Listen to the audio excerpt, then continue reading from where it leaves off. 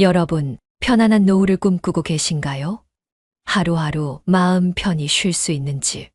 지금 사는 집이 당신의 마지막 20년을 결정한다고 한다면 믿으시겠습니까? 제가 만났던 많은 노인분들은 이런 후회를 하고 있었습니다. 이런 줄 알았으면 젊었을 때 다른 선택을 했을 텐데. 나도 모르게 넘어져서 큰일 날 뻔했어. 집이 맞지 않아 매일매일이 힘들어. 라고 말씀하시는 모습을 보았습니다.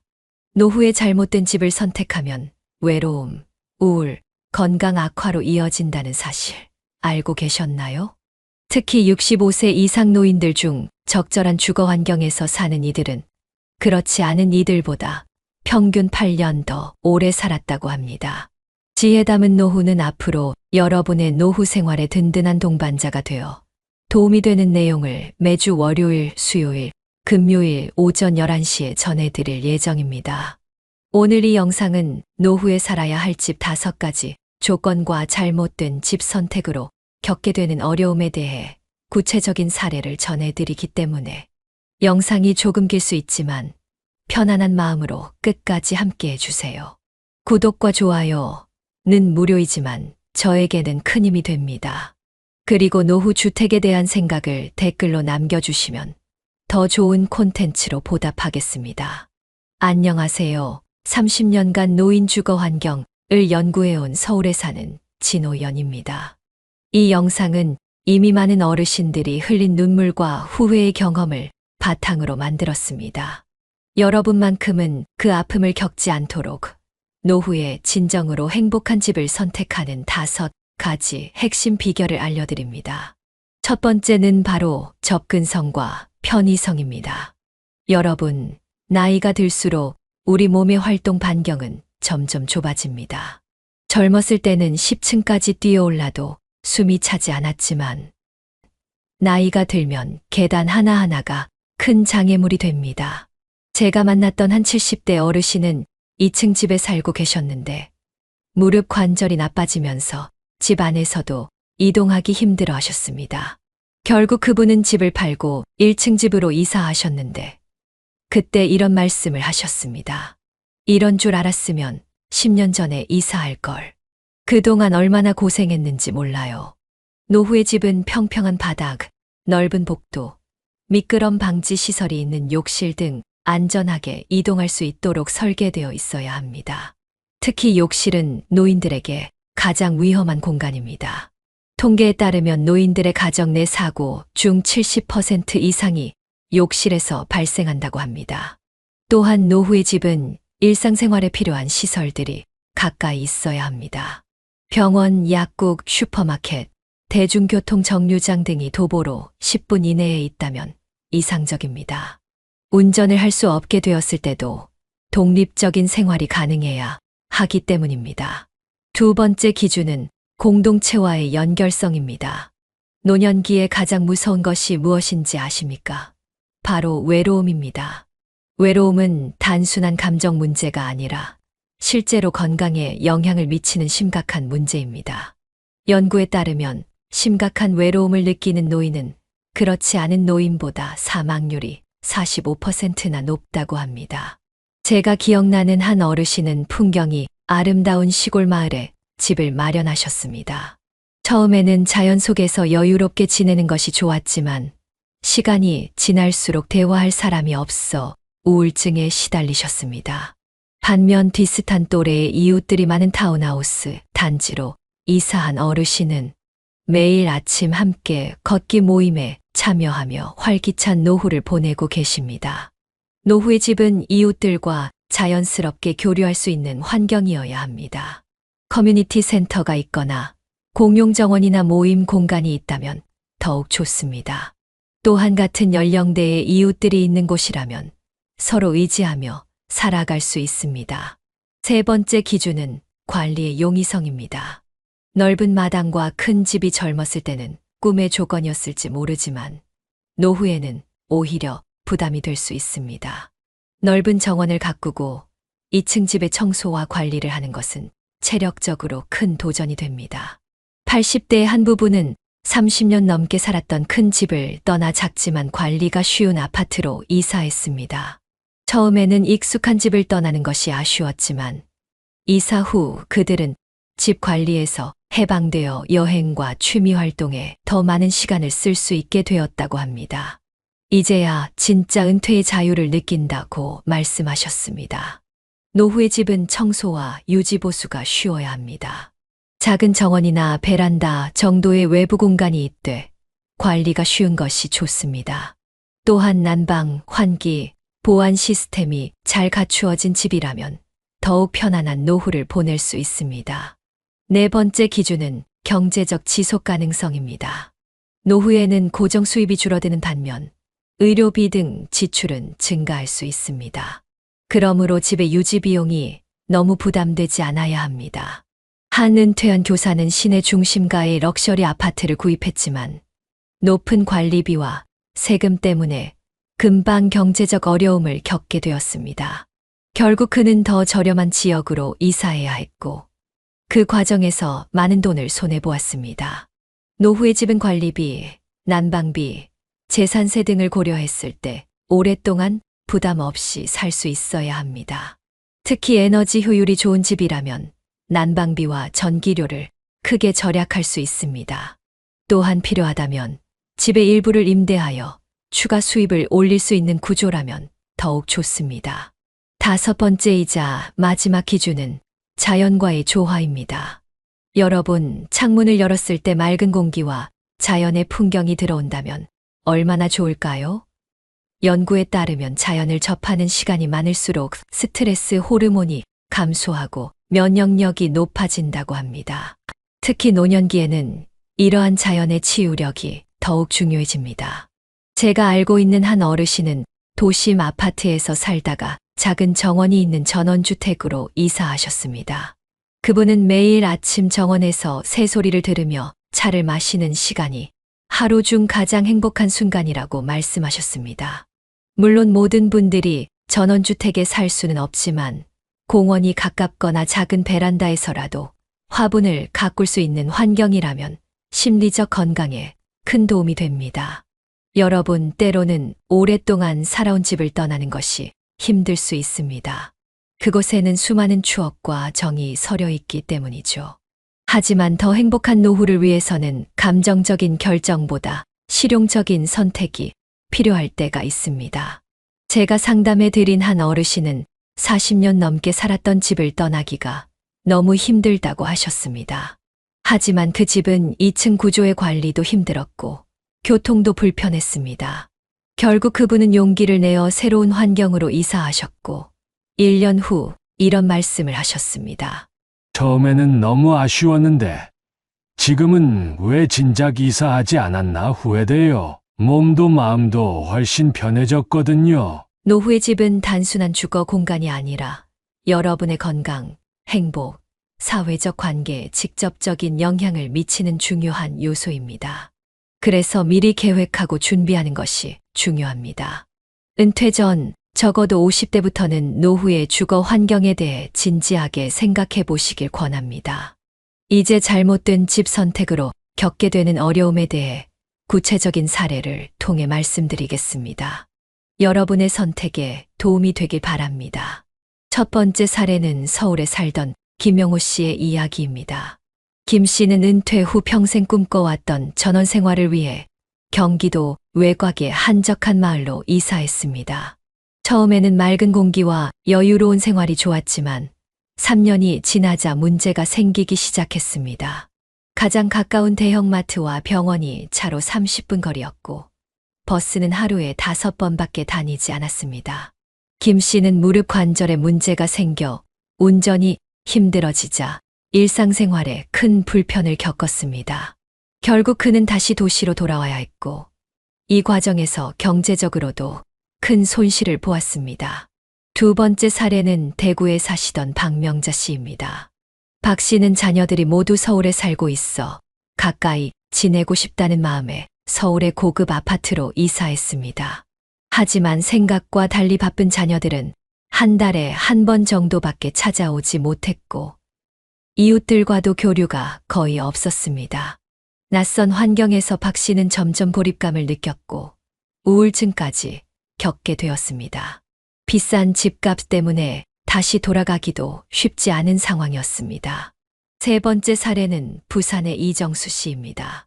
이 씨는 은퇴 후 여행과 취미 생활을 즐기고 싶어 바다가 보이는 멋진 전망의 고급 빌라를 구입했습니다.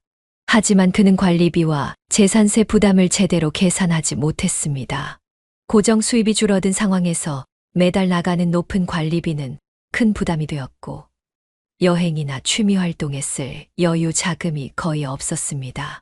결국 그는 더 작고 관리비가 저렴한 집으로 이사할 수밖에 없었습니다. 네 번째 사례는 인천의 최순희 씨입니다. 최 씨는 3층짜리 단독주택에서 오랫동안 살아왔습니다. 넓은 집이 자랑스러웠던 그녀는 나이가 들어도 그대로 살기로 결정했습니다. 하지만 70대 중반이 되자 집안 청소와 관리가 큰 부담이 되었고 계단을 오르내리는 것도 힘들어졌습니다. 결국 그녀는 허리 통증이 심해져 병원에 입원하게 되었고 퇴원 후에는 1층 구조의 작은 아파트로 이사해야 했습니다.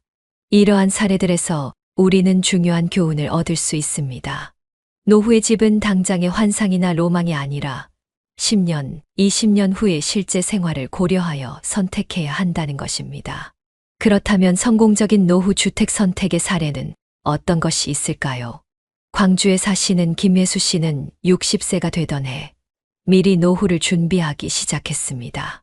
그녀는 병원, 마트, 공원이 도보 10분 거리에 위치한 중소형 아파트를 선택했습니다. 특히 같은 단지 내에 실버 커뮤니티 센터가 있어 다양한 프로그램에 참여할 수 있었습니다. 그녀는 지금 75세가 되었지만 활발한 사회활동과 이웃들과의 교류 덕분에 건강하고 행복한 노후를 보내고 있습니다. 대전의 이철우 씨는 은퇴 후 아내와 함께 살기 좋은 집을 찾기 위해 1년간 전국을 돌아다녔습니다.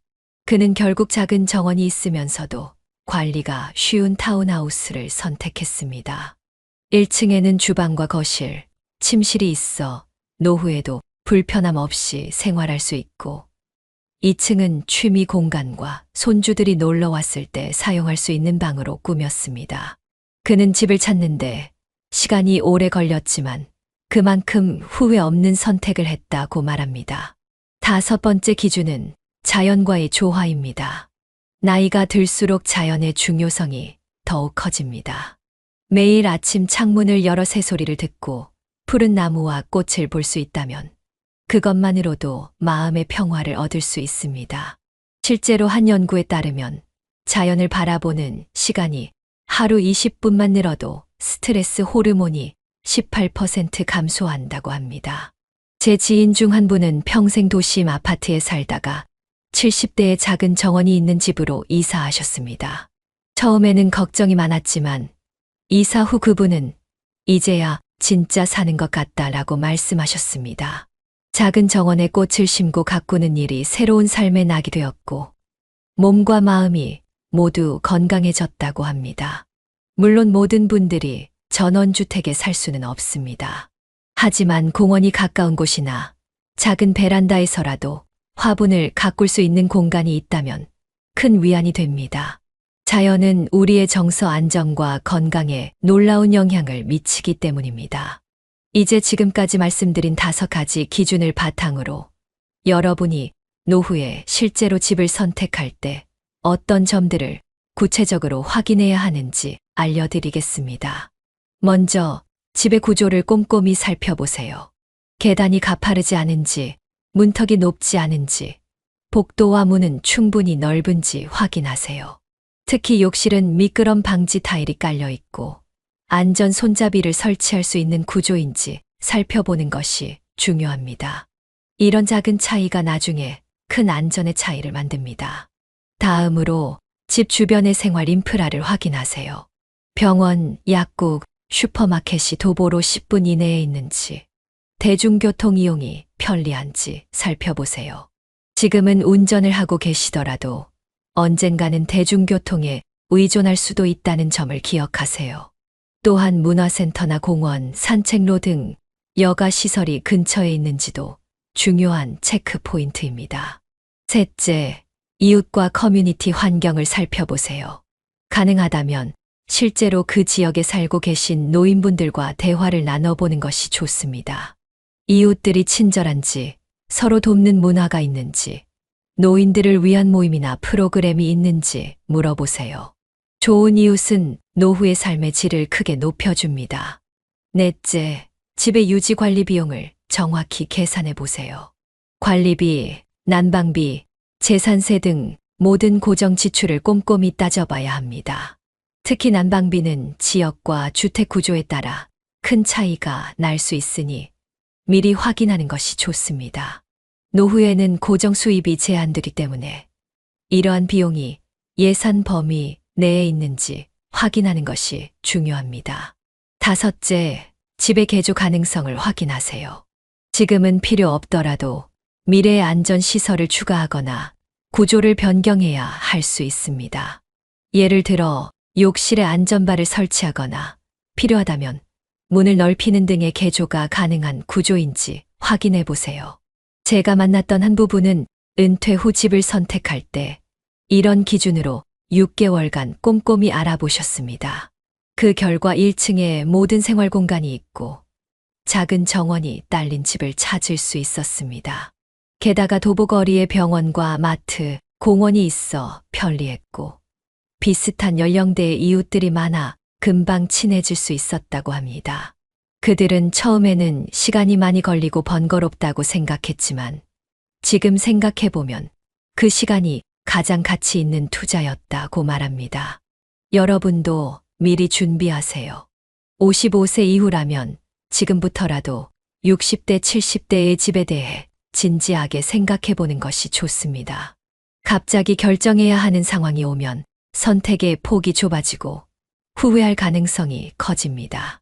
우리는 살면서 수많은 선택을 합니다. 그 중에서도 어디서, 어떤 집에서 살 것인가 하는 결정은 우리 삶의 질을 크게 좌우합니다. 특히 노년기에는 더욱 그렇습니다.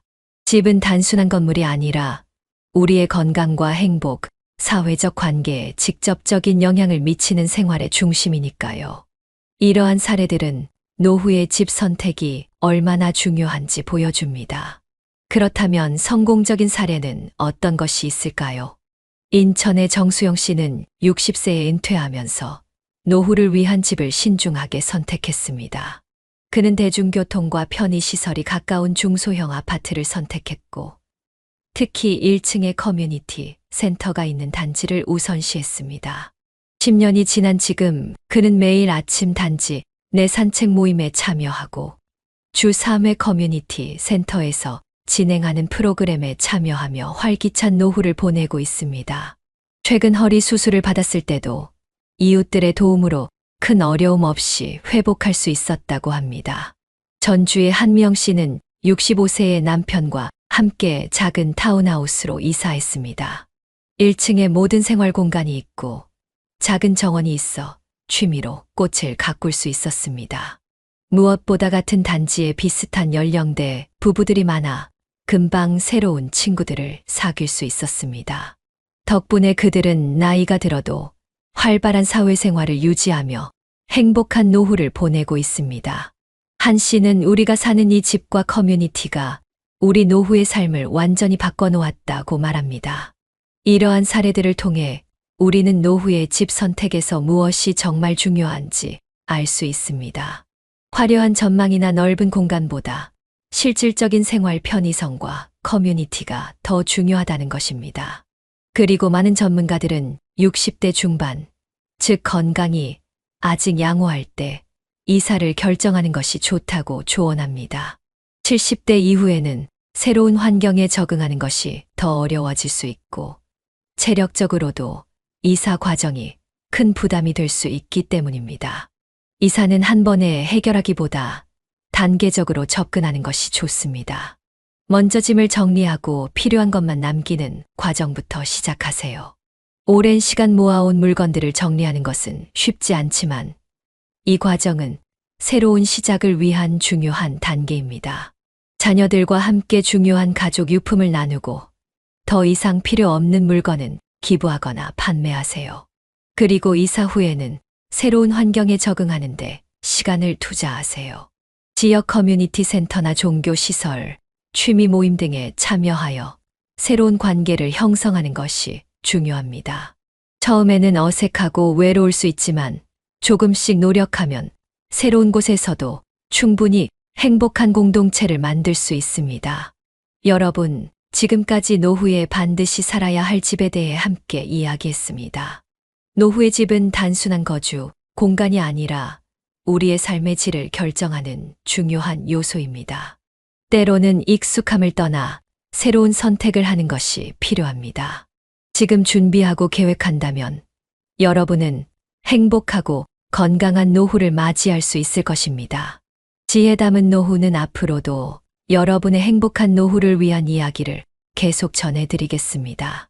월요일, 수요일, 금요일 오전 11시에 항상 업데이트 될 예정입니다. 많은 관심 부탁드립니다. 오늘 말씀드린 내용이 도움이 되셨다면 구독과 좋아요, 그리고 여러분의 생각을 댓글로 남겨주세요. 다음 시간에 더 유익한 이야기로 찾아뵙겠습니다.